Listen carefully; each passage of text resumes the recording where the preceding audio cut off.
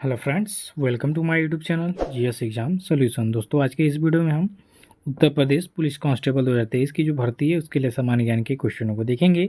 यह set number आपका 19 है। फ्री में पीडीएफ आपको अवेलेबल है। कई सारे बच्चों को फ्री में पीडीएफ दिया जा भी चुका है और व्हाट्सएप ग्रुप में उनको जोड़ भी लिया गया है। तो जो भी मेरे में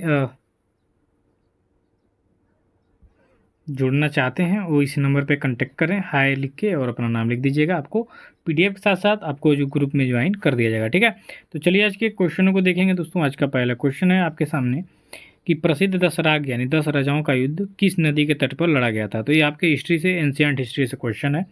तो प्रसिद्ध दशराग युद्ध यानी 10 राजाओं का जो युद्ध है यह परुसड़ी नदी के तट पर लड़ा गया था। ठीक है, तो इसका राइट आंसर हो जाएगा विकल्प ए कि प्रसिद्ध दशराग युद्ध आपके परुसड़ी नदी पर लड़ा गया था। ठीक है, अब इसके बारे में कुछ प्रमुख बातें देख लेंगे कि प्रसिद्ध दशराग युद्ध परुसड़ी नदी के तट पर हुआ था, जिसमें भरतों के राजा सुदास ने 10 राजाओं के एक संघ को हराया था। ठीक है, सुदास था एक भरतों का राजा। ठीक है, इसने 10 राजाओं को हरा दिया था। ठीक है, चलिए नेक्स्ट क्वेश्चन देखेंगे। तो दूसरे नंबर का क्वेश्चन है कि निम्न में से किस भारतीय दर्शन ने परमाणु सिद्धांत का प्रतिपादन किया है।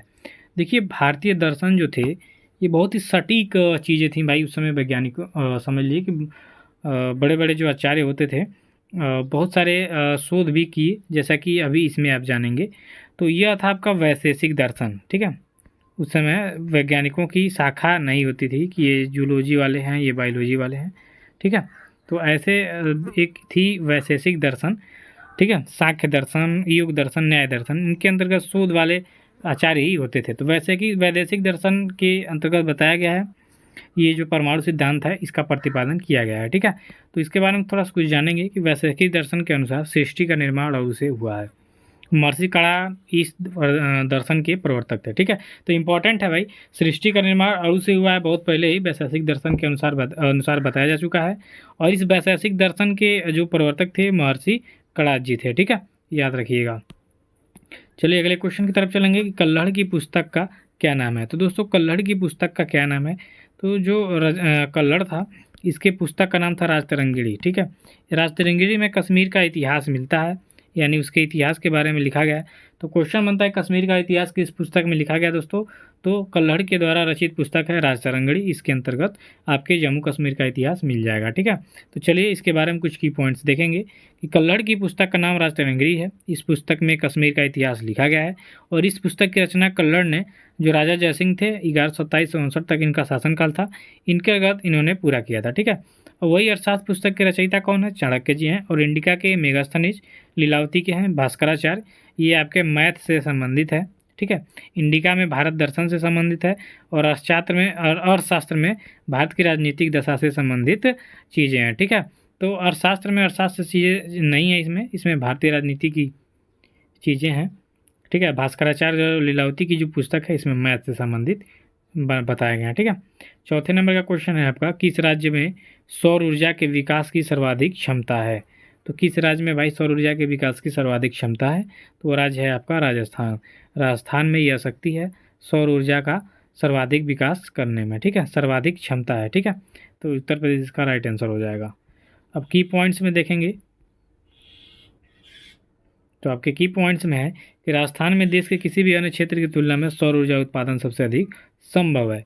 इसके कुल सौर ऊर्जा क्षमता 142.31 गीगावाट है और राष्ट्रीय सौर मिशन जो है इसकी स्थापना हुई थी 11 जनवरी 2010 को शुरू किया गया था। ठीक है, तो इम्पॉर्टेंट है ये कि राष्ट्रीय सौर मिशन NHM जो है 11 जनवरी 2010 को शुरू किया गया था और सर्वाधिक जो है ऊर्जा उत्पादन आपके राजस्थान में संभव है। ठीक है, तो ये काफ़ी ज़्यादा इंपॉर्टेंट है, पूछ सकता है आपके एग्जाम में।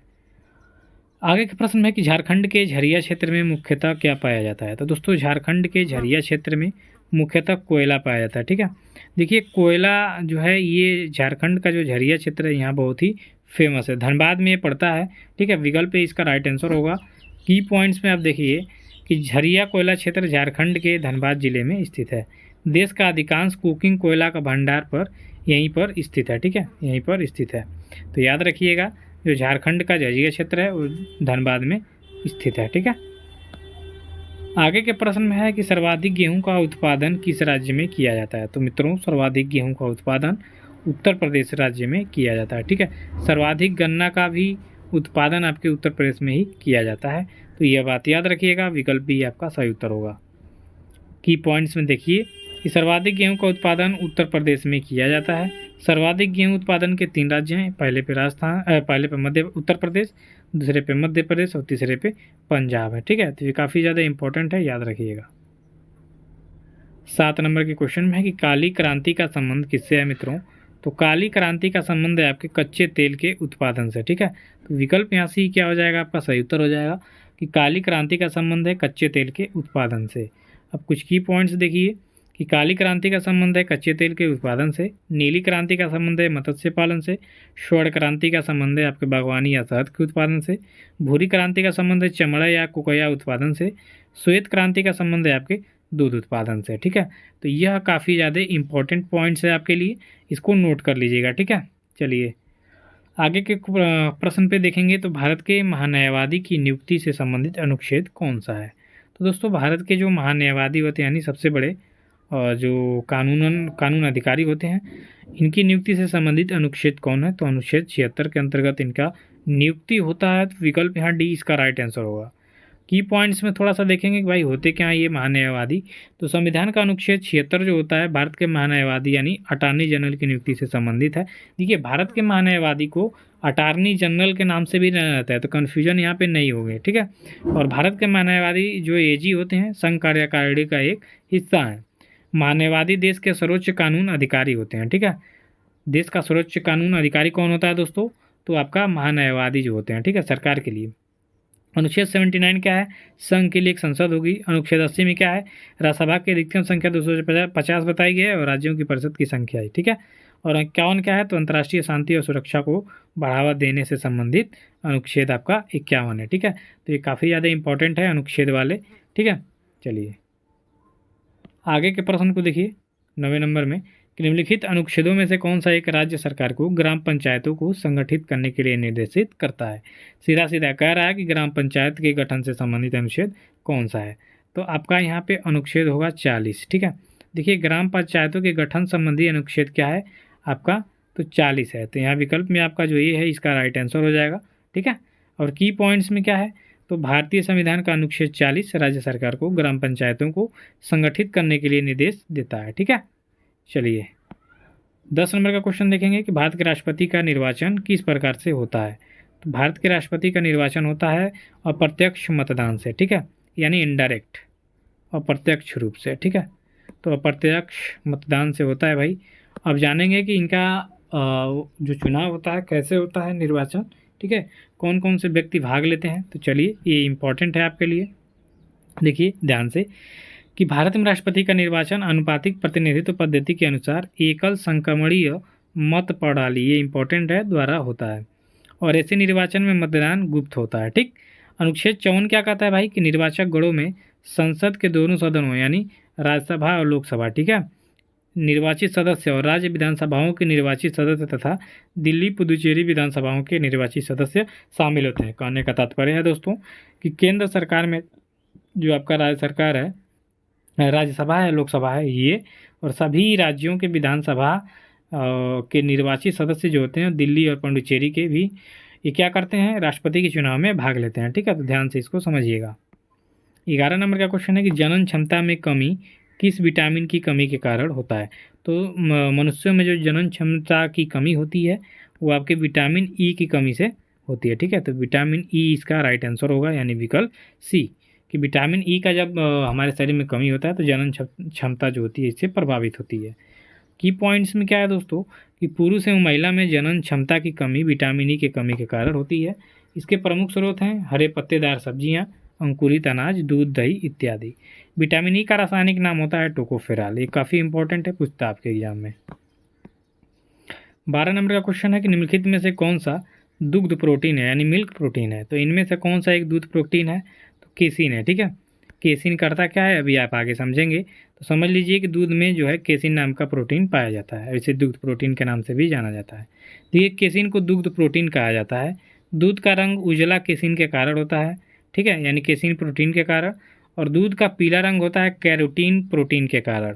क्वेश्चन बड़ा इंपॉर्टेंट है, आता है कि भैंस या गाय का दूध सफ़ेद क्यों होता है दोस्तों?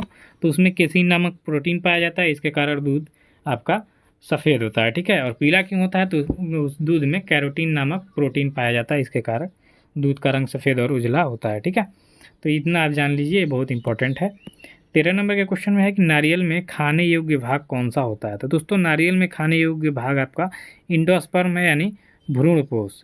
ये भ्रूणपोष ही आपका नारियल में खाने योग्य भाग होता है। तो विकल्प यहाँ ये राइट आंसर हो जाएगा, ठीक है। चलिए 14 नंबर के क्वेश्चन को देखिए, बड़ा इंपॉर्टेंट है। काला नमक चावल की किस्म को एक जिला एक उत्पाद योजना के तहत उत्तर प्रदेश के किस जिले में उत्पाद के रूप में चुना गया है।